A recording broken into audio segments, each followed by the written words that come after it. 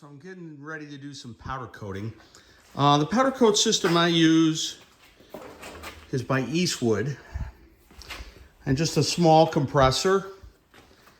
And my little booth was just the boxes that my Masterbuilt smokers, they're electric smokers, were mounted in, and then just two of them taped together with a grill up there and some hanger hooks going through to the grill. This is a nice little system. It's got a little temperature gauge there. You can see my oven's preheating to 300. It is electric, by the way. And what I did is I took two of them, cut the top off of one of them, and then welded them together to get a tall system. And then when I need to do a mini bike frame, I got four of them.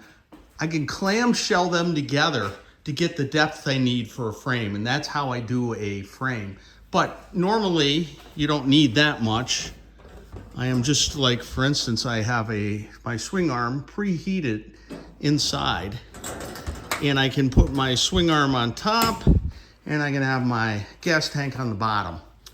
There's plenty of room for both of them, obviously. So I'm just gonna go ahead and powder coat this.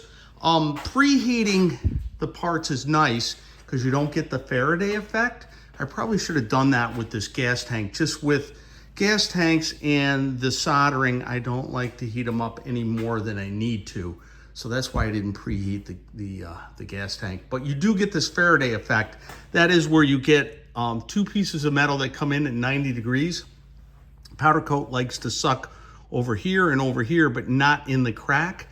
And that's why preheating works really, really well, especially if you don't have an expensive powder coat system. I swing arm coat it with the color coat. I'm using a Prismatic Illusion Ruby color. And you can see the red down there from the powder left over that didn't stick to the parts. And they're baking in my ovens right now. But since it is a two-part color, an illusion color, I have to put a clear coat on it. Now, I'm going to show you the color before the clear coat, and you'll notice that it doesn't look really that red. It's kind of funky looking. That is certainly not the color I'm hoping that it's going to end up with. But that's just the color it bakes with in the first step.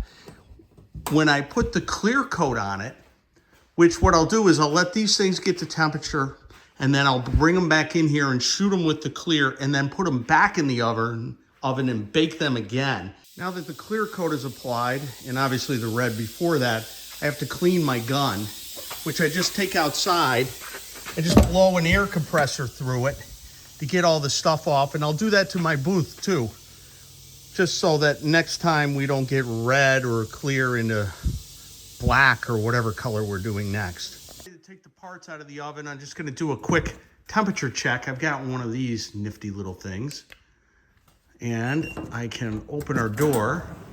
Ooh, look, completely different color. And we are at,